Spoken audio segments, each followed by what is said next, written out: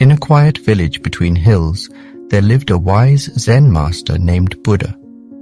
Many people from all over came to him for help because he could help even the most confused people to understand things clearly. One day, Zen Master disciples came to him with questions. They wanted to know why he always said to eat food with love and in moderation. They asked if eating without love made food just like any other sustenance, and if eating too much food turned it into poison.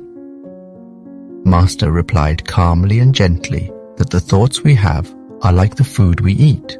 He said that food represents everything we consume, whether it is physical food or mental food. Both food and mental food have a big impact on our lives.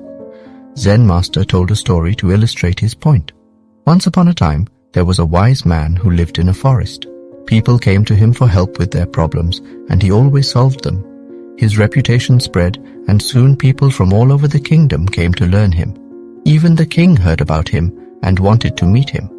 The king went to the forest to meet the wise man. He asked the wise man to come to the palace and help him solve the kingdom's problems. The king said that the wise man would have a comfortable life in the palace, and he would not have to worry about the hardships of living in the forest.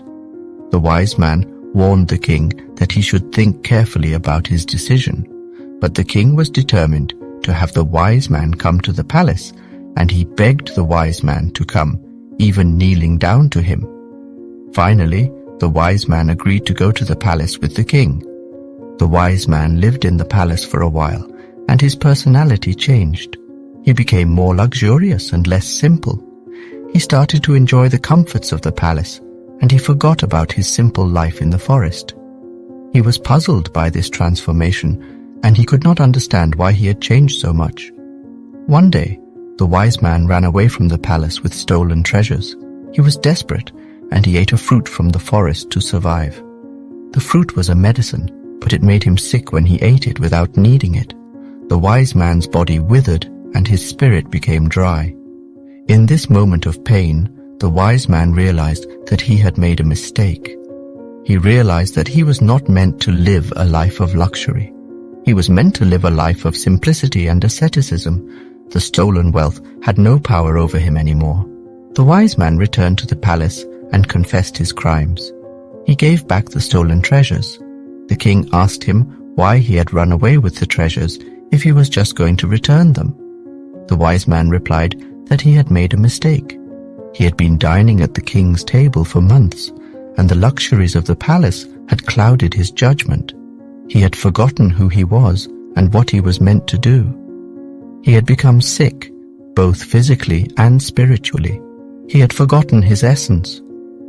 At the end of the story, Buddha told his disciples that our choices shape our destiny. He said that we should be careful about what we choose to consume, whether it is food for our bodies or thoughts for our minds. He said that the quality of what we consume will determine the path that we walk in life. Buddha concluded by saying that the story teaches us that life's course is determined by the essence of what we consume. He said that we should be mindful of what we take into our lives, because it can have a big impact on who we become and what we achieve.